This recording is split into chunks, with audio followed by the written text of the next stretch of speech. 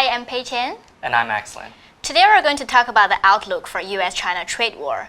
We have seen cycles of escalation and progress towards a deal before. So Max, how should investors think about trade talks heading into 2020? Well, when we think about what can go right and what can go wrong, I think it's useful to separate China's strategy from the US strategy in terms of trade talks. So from the US side, I think that since the trade war began, most of the unpredictability has come from President Trump, and I think most of the market's probably wrong-footed by some of his headlines. From China's perspective, do you think that the leaders are still aiming towards more progress in the trade war? Yeah, I think China's always eager to put the trade war behind it because data is showing that the growth momentum in China continues to slow. So any progress on trade deals will be supportive of market sentiment and will be welcome to Chinese leaders. So now going back to the US side, how will talks then play out beyond a phase one deal?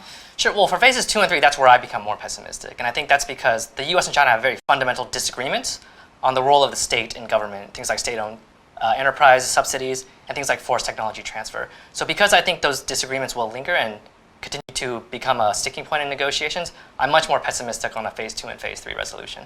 Right, so to conclude then, we are optimistic about a phase 1 deal, but we are more pessimistic about phase 2 and phase 3 deals. Because China will always be engaged, but President Trump might become more confrontational coming into the summer when phase 2 come into focus. That's our views. Thank you for watching. Please remember to follow us on Twitter and LinkedIn for more updates.